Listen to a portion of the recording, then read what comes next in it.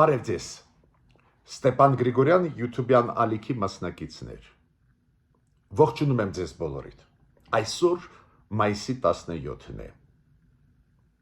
այսօր ես գտնվում եմ Հայաստանից դուրս, դու գիտեք, ինձ հաճախ հրավիրում են խոշորագույն միջոցառումների, տարբեր երկրներ, ոչ միայն եվրոպական երկրներ, նաև այլ երկրներ ինձ հրավիրում են, մասնակցությունը այս ձևի խոշոր միջոցառումների անհրաժեշտ է և պետական այրերի մակարդակով և փորձագիտական մակարդակով, դա է պատճառը, որ ես միշտ ընդունում եմ այս կարևոր հրավերները ու մասնակցում եմ այս կամ այն միջազգային կոնֆերանսների։ Հիմա ես գտնվում եմ կարևոր երկրներից մեկում ու հյուրանոցից իմ համարից հանդիպում եմ ձեզ հետ։ Երբ որ վերադառնամ Երևան, 2 օրից հետո անպայման մանրամասն կասեմ ձեզ ինչ միջոցառում էր, ինչով էր կարևոր Հայաստանի համար։ Այսօր մենք ձեզ հետ կխոսենք Ռուսաստան-Ուկրաինա բանակցությունների մասին, տարբեր գնահատականներ ես լսում եմ, ուզում եմ իմը ասել, քանի որ շատ է ինֆորմացիան, նաև ինֆորմացիան իրար հակասող, օրինակ նույն Տրամպի հայտարարությունները կապված այդ բանակցությունների մասին, այլ խաղացողների հետ տարբեր մեկնաբանությունները, տարբեր փորձագետների խառնվում են մարդիկ, ես կոնկրետ այսօր ձեզ կասեմ արդյունքների մասին ու ով մեղավոր է նրանում, որ ռեալ ձախողվեցին այդ բանակցությունները։ Պուտինը չէր ուզում, որ հաջողությամբ պսակվեն այդ բանակցությունները ու չպսակվեցին հաջողությամբ այդ բանակցությունները, բայց մենք անպայման մանրամասն այսօր դա կվերլուծենք։ Իրան Միացյալ Նահանգներ բանակցությունները շարունակում են, ինչքանով դա մեզ համար կարևոր է նույնիսկ բացատրել պետք չի, մեր հասարակությունը շատ լավ դա հասկանում է, ստեղել պրոցեսներ գնում են, որոնց մասին ուզում եմ խոսել, բայց այսօրվա մեր զրույցի կենտրոնում կլինի Նիկոլ Փաշինյանի, Հայաստանի վարչապետի այցելությունը Ալբանիա։ Ալբանիայում անց է կացվում, դուք գիտեք, եվրոպական, քաղաքական համայնքի գագաթնաժողով, որը հիշում եք 2022 թվականից նախաձեռնել է Ֆրանսիայի նախագահ Էմանուել Մակրոնը, այդ գագաթնաժողովները ամեն տարի անցկացվում են, այս անգամ Ալբանիայում ու Նիկոլ Փաշինյանը մեկնեց Ալբանիա, ինչը միանշանակ մենք ողջունում ենք, քանի որ ստեղ Եվրամիությունը տարբեր երկրների առաջերտին եվրոպական երկրների վարչապետներ, նախագահներ շատ բարձր մակարդակի միջոցառում է, ստեղ Նիկոլ Փաշինյանը և ելույթ ունեցավ սեսիաներից մեկում և կարճ հանդիպումներ ունեցավ Իլհամ Ալիևի հետ, Թուրքիայի նախագահի հետ, իրանք էլ հրավիրված էին այդ գագաթնաժողով։ Այս արդյունքների մասին նաև կխոսենք, ինչ դա մեզ տվեց, ինչ չտվեց, պետք է ասեմ, որ Ադրբեջանը պատասխանեց այն ինտերվյուի կարճ, որը տվեց Նիկոլ Փաշինյանը Ադրբեջանի լրագրողներից մեկին, հիշում եք, 3-4 օր առաջ, երբ որ նոր ինքը մտավ Ալբանիա, առաջի օրը Նիկոլ Փաշինյանը կարճ ինտերվյու տվեց, Ադրբեջանի ԱԳՆ-ն պատասխանեց ու բարձրացրեց Հայաստանի առջև նոր նախապայման։ Այդ նախապայմանի մասին նաև մենք կխոսենք։ Սրանք են գլխավոր հարցերը, որոնք մենք այսօր քննարկում ենք, ուրեմն սկսենք մեր այսօրվա աշխատանքը։ Ես պետք է խնդրեմ ձեզ բաժանորդագրվել, կիսվել, լայքել, դուք ինձանից լավ գիտեք ինչքան դա կարևոր է, որ աշխատացնենք մեր YouTube-յան ալիքը, որ ավելի շատ մարդիկ ստանան այս անաչառ օբյեկտիվ վերլուծված ինֆորմացիան, քանի որ ինֆորմացիան հոսքերը ուժեղանում են, բազմանում են, մարդիկ իրոք խուճապի մեջ են մատնվում, տարբեր ինֆորմացիա, տարբեր հարցերով, իրարամերժ եւ այլ ու մեր ֆունկցիան, մեր YouTube-յան ալիքի ֆունկցիաներից մեկը կարևորագույն Ստեփան Գրիգորյան YouTube ալիքի հենց ամեն ինչ տեղին դնել 4 թաթից տարբերել, որ դուք հասկանաք ռեալ ինչ process-ներ են գնում։ Բոլոր այդ process-ները Ուկրաինայի հետ կապված, Իրանի հետ կապված, այլ process-ներ ուղղակի կամ անուղղակի շոշափում են մեր շահերը։ Ու ինչքան մենք լավ հասկանանք ինչ է կատարվում, սփյուռքայությունը լավ հասկանա, Հայաստանի Հանրապետության քաղաքացիները լավ հասկանան, այդքան դիմադրողականությունը Հայաստանի կբարձրանա։ Շատ լավ լուր էր, որ Մելանի Ջոլին հայտնի պրո-հայկական արևմտյան գործիչ երկար ժամանակ Կանադայի արտգործնախարարը շատ լավ լուր եկավ, որ Մելանի Ջոլին նույնիսկ նոր կառավարությունում ստացավ բարձր պաշտոն։ Ինքը ստացավ պաշտոն արդյունաբերության նախարարի Կանադայում։ Այդ շատ կարևոր է, քանի որ Մելանի Ջոլին եւ գրագետ է, եւ ազնիվ է, եւ սկզբունքային է ու համակարգից դուրս չեկավ նույնիսկ ժամանակավոր իր հաջողությունը նաև ապագա մեզ այդ հաջող համագործակցությունն է նաև ուրեմն շնորհավորում եմ Մելանի Ջոլին նախկին արտգործնախարար Կանադայի, որը հիմա Կանադայի արդյունաբերության նախարարն է բանակցությունների մասին ռուս-ուկրաինական Եկեք ֆիքսենք, որ այն բանակցությունները, որոնք առաջի փուլը անցավ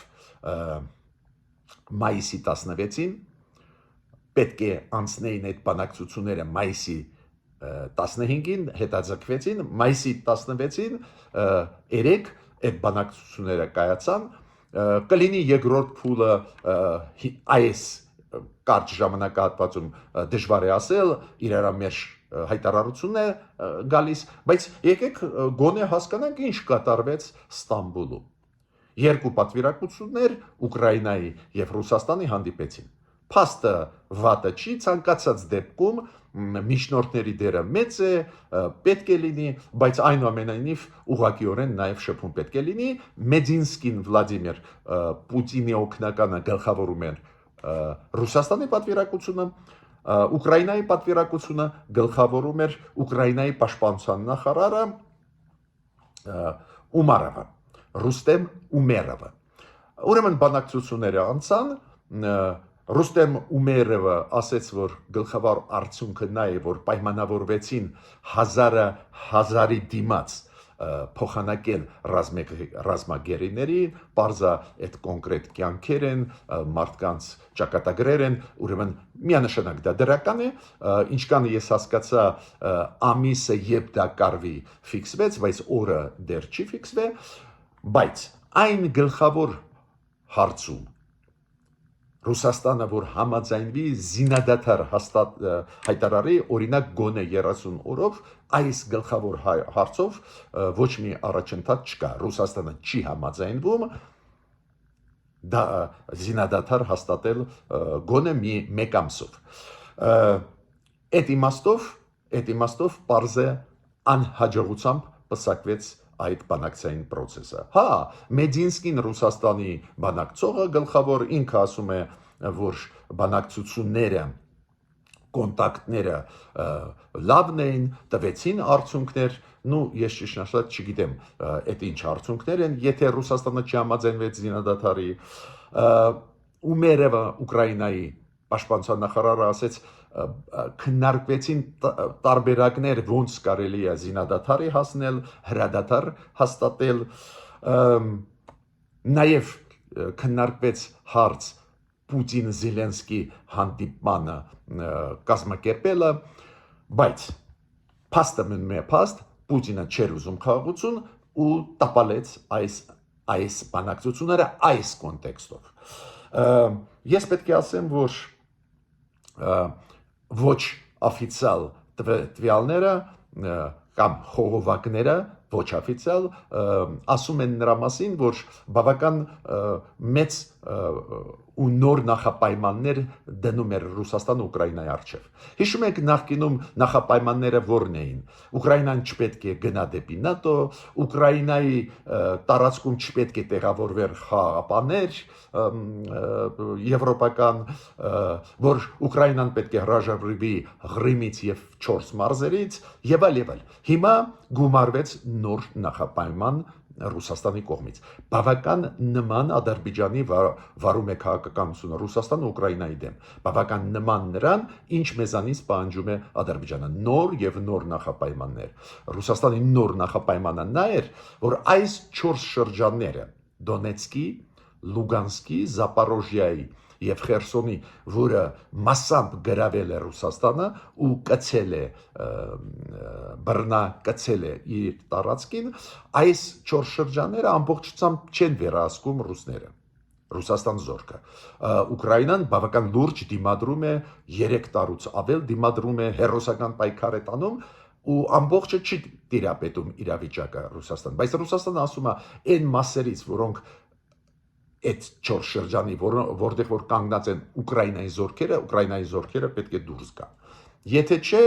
մենք նաև 5-րդ շրջանը ու ասում են, որ Սումի շրջանը կգրավենք։ Բավական լղկտի պահվածք է Ռուսաստանի, պարզ է, որ եվրոպական առաջնորդները առաջի հերթին պարզ է Եվրոմիության ղեկավարները, խոշոր խաղացողների Եվրոպայի նույն Մեծ Բրիտանիայի, Գերմանիայի, Ֆրանսիայի, Լեհաստանի այդ մեծ խաղացողները հիմա պատրաստում են նոր փաթեթ սանկցիաների Ռուսաստանի դեմ, քանի որ Ռուսաստանը տապալեց այդ բանակցությունները։ Մակրոնը ասեց, Էմանուել Մակրոնը Ֆրանսիայի նախագահ, որ Ռուսաստանը ժամանակ է շահում, ոչ մի խաղաղություն չի ուզում։ Մերցը Ֆրիդրիխ Մերցը կանցլերը նոր ընտրված Գերմանիայի հայտարարեց, որ Ռուսաստանը ինքը դատապարտում է դրա համար, որ Ռուսաստանը տապալեց բանակցային process-ը ու ինքն էլ ասում է պետք է ուժեղացնենք սանկցիոն քաղաքականություն։ Զելենսկին ասեց, եթե սանկցիաները քաղաքականություն չուժեղանա, պարզ է Ռուսաստանը կշարունակի ոչ միայն պատերազմը, նաև նոր եւ նոր նախապայմանները։ Այս ֆոնի վրա բավական հետաքրքիր իրան սովոր իրարամերժ հայտարարություն արեց Դոնալդ Տրամփը։ Նախ Դոնալդ Տրամփը ասեց, որ առանց իմ հանդիպանը Պուտինի հետ պարզ է շանսերը քիչ են, որ մի բան կստացվի։ Դոնալդ Տրամփը ասեց, որ Զելենսկին մեղավոր է, որ չօգտագործեց շանսը խաղաղության, պատկերացնում եք, Զելենսկին եկավ Ստամբուլ, պատրաստ էր Պուտինի հետ հանդիպել։ Պուտինը խուսափեց հանդիպել եւ Զելենսկու հետ։ Եվ երբ որ Տրամփը հիշում եք, 3-4 օր ասեց, որ ես Էմիրատներից կգամ Ստամբուլ, եթե Պուտինը գա Ստամբուլ։ Կոպիտ ասած Պուտինը եւ Տրամփին մերժեց, եւ Զելենսկուն, հիմա Տրամփը ասում է, որ Զելենսկին մեղավոր է, որ չօգտագործեց շանս հանդիպել Պուտինի հետ։ Իրարամերժ։ Մյուս կողմից Տրամփը ասում է, այո, մենք հիմա պատրաստում ենք ուժեղացում սանկցիաների Ռուսաստանի դեմ։ Իրոք պոպուլիստները, պոպուլիստական մեթոդներ օգտագործողները, այդ Տրամփի պես ղեկավարները ակնհայտ է, որ պրոբլեմ են եւ Միացյալ Նահանգների համար եւ հասարակության համար։ Իրանք ուժ չեն գտնում իրենց մեջ ընդունել, որ սխալ արեցին։ Դոնալդ Տրամփի սխալը ինչու՞մ է, որ ինքը հավատում էր, որ Պուտինը ուզում է խաղաղություն։ Հիմա տապալվեց դա։ Դες կոպիտ ասած ժամանակը ցույց է տա, որ Դոնալդ Տրամփ դու սխալ ես, Պուտինը չի ուզում խաղաղություն ու նույնիսկ քեզ հիմա ձեր է առնում անտեսում է։ Ի վերջո Դոնալդ Տրամփը 3-4 օրը հայտարարեց, բոլորը դա լսել եք Էմիրատներում, որ ինքը կգնա Ստամբուլ, եթե Պուտինը գա, ինքը պատրաստ է նույն պահին գալ։ Ու Պուտինը չեկավ։ Զելենսկին եկավ, նստած է Ստամբուլում, սպասում է Պուտինին, Պուտինը չեկավ։ Ուրեմն ով է մեղավոր, Պուտինը։ Բայց Տրամփը եւ դա է ասում, եւ հակառակն է ասում։ Այդ գալիս է մի խնդրից։ Պոպուլիստները քաղաքական դաշտում իրոք չեն համարձակվում, ուժ չունեն, քաղաքական կամք չունեն ընդունել իրենց սխալները, քանի որ դա բնորոշ է ուժեղներին, երբ որ ընդունում են սխալը ու շտկում են, այդ էլ ավելի բարձրացնում է իրենց ռեյտինգը աշխարհում։ Տրամպը այդ ճանապարհով չի գնում։ Փորձում է Զելենսկու վրա, թույլ կողմի վրա ամբողջը գցել, ամբողջ պատասխանատվությունը։ Պեսկովը շատ հետաքրքիր արձագանքեց նրան, որ ամերիկացի կասեցին, որ պատրաստ են հանդիպել Պուտինի հետ։ Պեսկովը ասեց, այդ լուրջ միջոցառում է, անհրաժեշտ է, որ Տրամպը Պուտինի հետ հանդիպի, բայց դուք հասկանում եք ինչքան դժվար է նախապատրաստել, այնտեղ օրակարգ կա։ Կոպիտ ասած ձեր են առնում Տրամպին։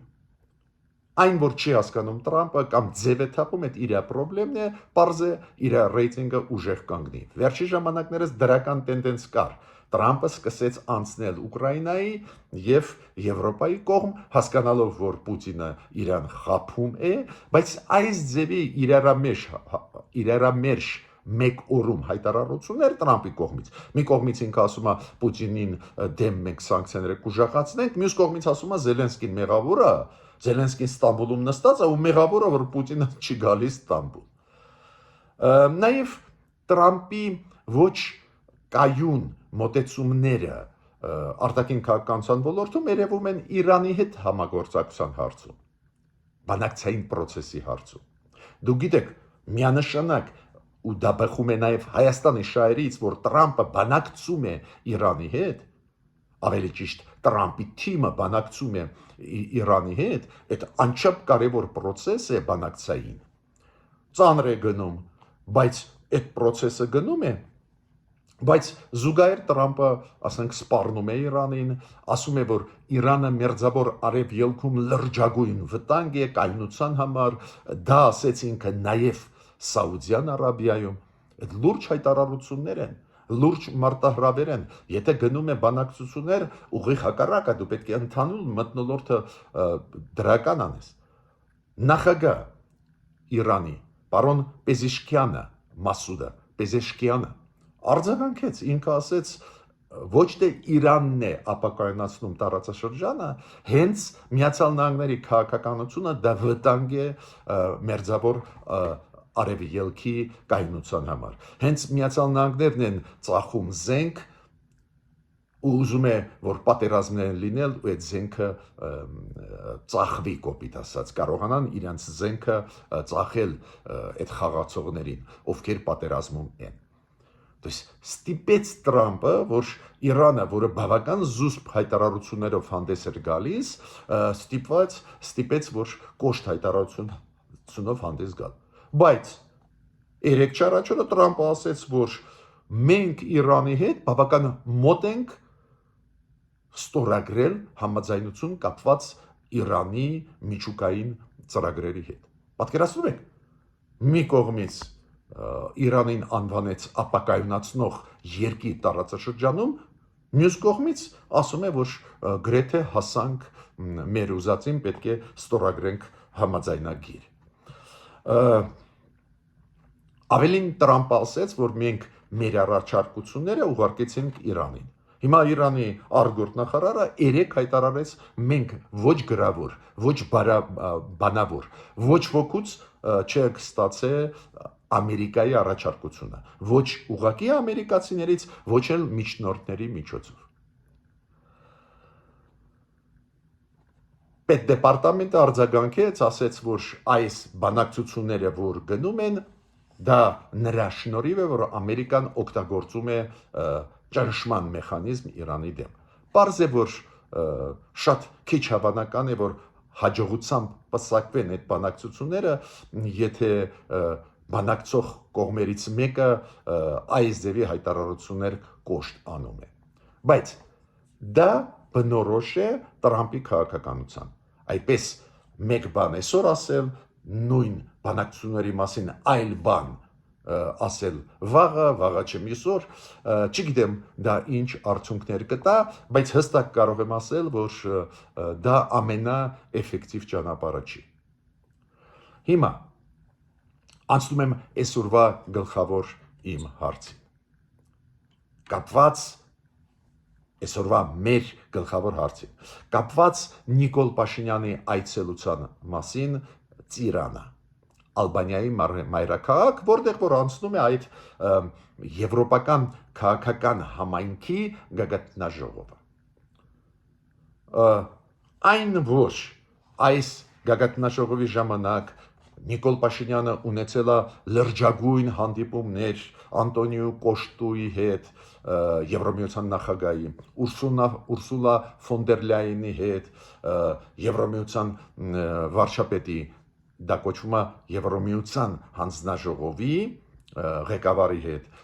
անչափ կարևոր է։ Շատ կարևոր է, որ Նիկոլ Փաշինյանը հանդիպեց Բելգիայի, Չեխիայի, Հոլանդիայի վարչապետների հետ։ Անչափ կարևոր է, որ ինքը երեք ելույթ ունեցե սեսիաներից, նիստերից մեկում, որտեղ որ ելույթներով Եվրոպայի անվտանգության հետ կապված, որտեղ որ եւ ինքը ելույթ ունեցե եւ մասնակցել են վարչապետներ Մեծ Բրիտանիայի, Շվեյցարիայի, Հունաստանի, Էստոնիայի, Վրաստանի, Լյուքսեմբուրգի, Լեհաստանի, Սլովակիայի։ Անչափ կարևոր է։ Դու ամենազարգացած, ամենադեմոկրատական երկրների ղեկավարների հետ շփվում ես, քննարկում ես, իդեպ ասեմ ձեզ տեսակ չէ, ժպտերես էր Նիկոլ Փաշինյանը, շփվում էր այդպես շատ ակտիվ, ի տարբերություն իրավիճակի, երբ որ ինքը Մոսկվայում էր մայիսի 9-ին անկյունում նստած, դե պարզա Ռախմոնի կամ Բելարուսի ղեկավարի հետ, Լուկաշենկոյի հետ ինչ ես խոսալու։ Ստեղ պարզ է դեմոկրատական երկրներ են, ինտելեկտուալ շատ ու շատ ղեկավարներ, եվրոպական ուղղակի ինտելեկտուալներ են, պարզ է Նիկոլ Փաշինյանն էլ ոգևորվեց։ Բայց Նիկոլ Փաշինյանը իմիջիալով ձեզ ասեմ, որ հանդիպեց պարզը Էմանուել Մակրոնի հետ, նույնիսկ դուք կարող եք կարդալ գլխավոր արդյունքը այդ քննարկումների, որը տալիս է եւ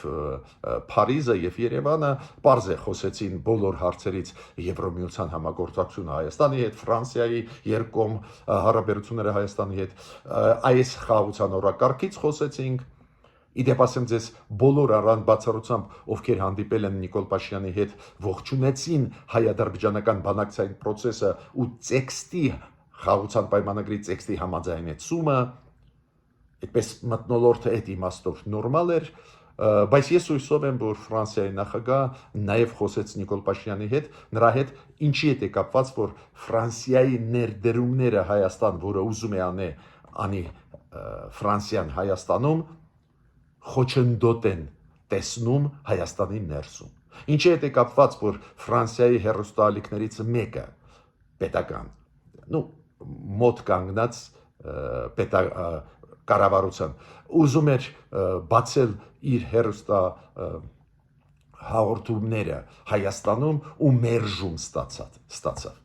Ուրեմն մեր մուլտիպլեքսը, որի համար մենք ձեզ այդ փող ենք մուծում, մեր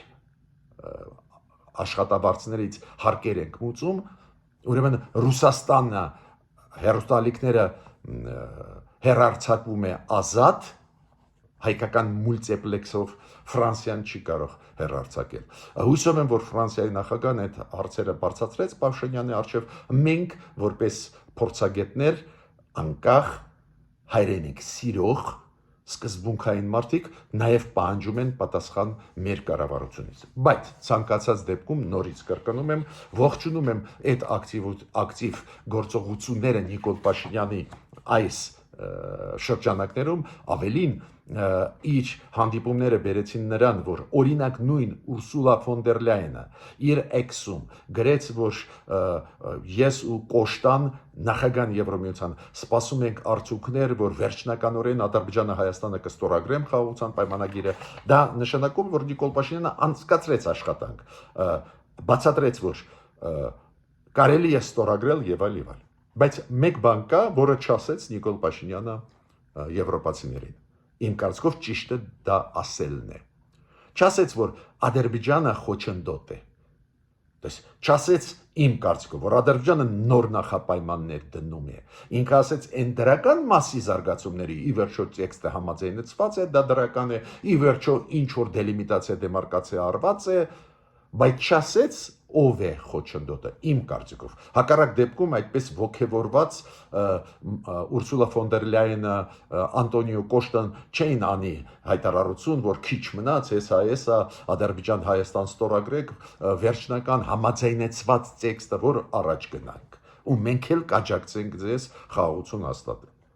Դա շատ լուրջ է, ուրեմն ստեղ ես առաջարկում եմ Նիկոլ Փաշինյանին, մեր կառավարությանը մի քիչ շեշտադրումները ուժեղացնել,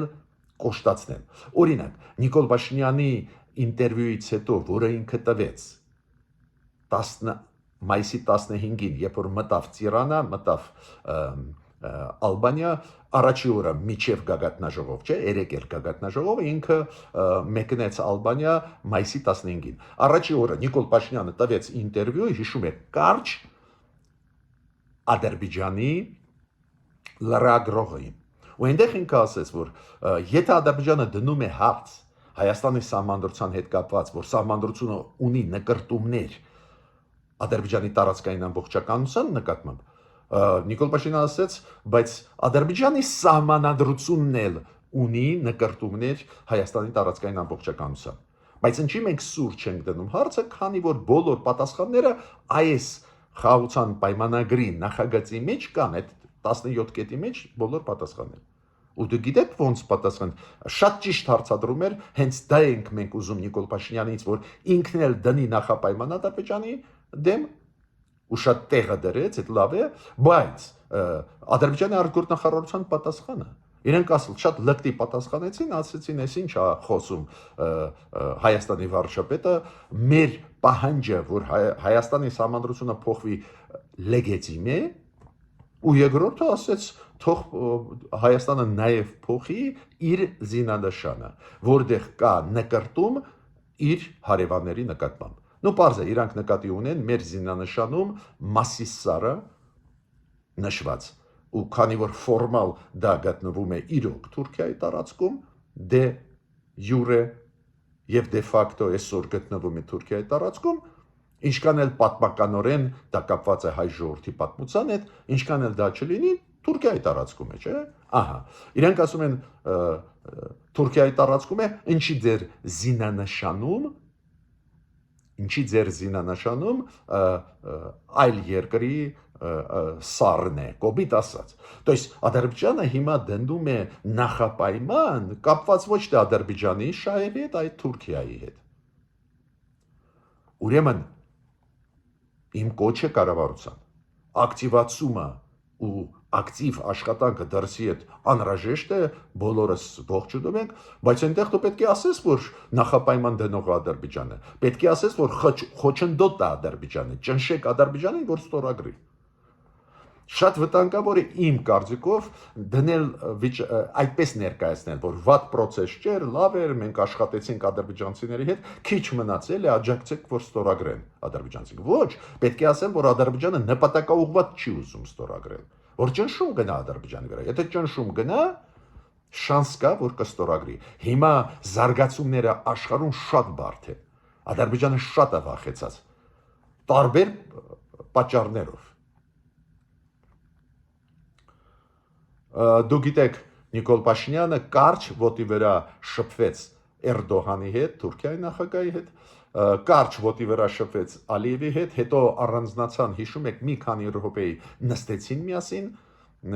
երկու կողմերն էլ ասում են, որ քննարկեցին այսօրվա իրավիճակը բանակցային process-ում Հայաստան-Ադրբեջան, նաև խոսեցին այդ տեքստի մասին, որը համաձայնեցված է, բայց միտքս ինչու՞մ է։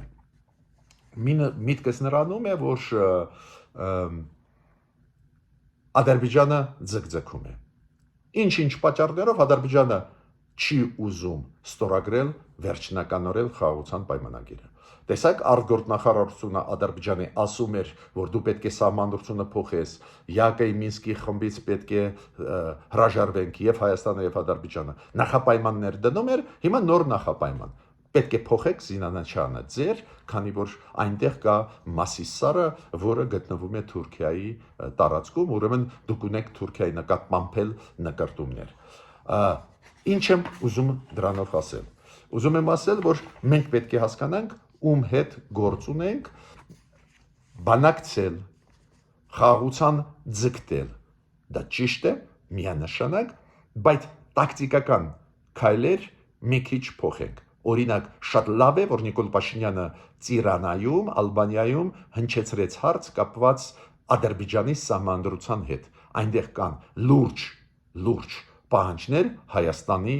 նկատմամբ տարածքային պահանջներ։ Ուրեմն Ադրբեջանը պետք է փոխի իր սահմանադրությունը, շատ ճիշտ հարցադրում է, բայց նաև բանակցությունների ժամանակ այս եվրոպացիների, ամերիկացիների հանդիպումների ժամանակ պետք է բողոքես Ադրբեջանից։ Ու ստեղ հետաքրքիր է ներսում Հայաստանի ընթացող process-ներ երկու պատգամավորներ Ակոբ Ասլանյանը եւ Հովիկ Աղազարյանը, ովքեր դուրս եկան քաղաքապայմանագրի քաղաքացիական պայմանագրի ֆրակցիայից, բայց մանդատները վայր չդրեցին, հիմա անկախ պատգամավորի կարգավիճակում են, իրանք հանդես եկան նախաձեռնությամբ։ Իրանք ասեցին, մենք ունենք վարչապետական տեխնացու Էդմոն Մարուկյան։ Գրեցին իր կենսագրության մասին ու այդ ուղերձը ուղարկեցին։ Ստեղ ինչն է կարևոր։ Դուք կարող եք ասել, դե երկու պատգամավոր նույնիսկ չեն կարողանալու անվստահությունը նախաձեռնել ազգային ժողովում, որ անվստահություն հայտնվի Նիկոլ Փաշինյանին, որ հետո իրանք տեխնացուին առաջադրեն։ Իրանք ասին, իրանք տեխնացու վարչապետական կլինի Էդմոն Մարուկյանը, բայց նյուանս ստեղ կա։ Դուք գիտեք, երկու ընդդիմադիր ուժեր, խոսքը գնում է Հայաստան խմբակցության եւ պատիվ ունեմ խմբակցության, միասին ունեն այսօր մոտավորապես 34 թե 35 մանդատ։ Ուղղակի 1-2 մանդատ պակաս է, որ իրանք կարողանան ազգային ժողովում սկսել impeachment-ի process-ը։ Այո, անցնել impeachment-ը, որ անցնի, դուք գիտեք, իրանք պետք է հավաքեն 54 կողմ քվեարկության ժամանակ, то есть մեր ազգային ժողովի պատգամավորների ընդհանուր թվից 107-ից կեսից ավելին, կես գումարած 1 մանդատ, ուրեմն 54, ուրեմն շանս չկա, որ անցնի, բայց սկսել impeachment-ի process-ը, որ սկսես 36 ստորագրություն է պետք։ Հիմա այդ երկու ընդդիմադիրները ունեն 34 թե 35 մանդատ, 1-2 մանդատ պակաս է, հիմա Ակոբ Ասլանյանը եւ Հովիկ Աղազարյանը ասում են, մենք այս երկու մանդատները ձեզ կտանք, քվեարկենք օգուտ ձեզ, սկսենք impeachment-ի process-ը, եթե լինի Էդմոն Մարուկյանը վարչապետական տեխնացու։ Մենք հասկանում ենք ինչքան ոչ ռեալիստական է անցկացնել այս օրակարգը, բայց այդ հայտը ներկայացվեց ու միջև Նիկոլ Փաշինյանը գտնվում էր Ծիրանայում, ներսում այս դեպի խմորումներ, Էդմոն Մարուկյանը հայտարարեց, որ ինքը ուզում է կապնվել այդ երկու ընդդիմադիր ֆրակցիաների ղեկավարների հետ, չի ստացվում, որ քննարկի այս տարբերակը, որ իր տեխնացությունը իրանք առաջադրեն։ Տեսեք, ինչ process-ներ են գնում բարդ եւ Հայաստանի ներսում եւ աշխարհում։ Ու դու պետք է կողմ որոշվես, ինչ անես եւ դրսում եւ ներսում։ Ես ավարտեցի իմ այսօրվա ելույթը, ուզում եմ զգուշացնել միատել կառավարությանը, գիծը գնալ, բանակցել, միանշանակ ճիշտ է, բայց տակտիկական փոփոխություններ իմաստունի անել, իմաստունի աշխարհին ասել, որ տապալում է խաղաղության պայմանագիրը հենց Ադրբեջանը։ Միջ նոր հանդիպումներ։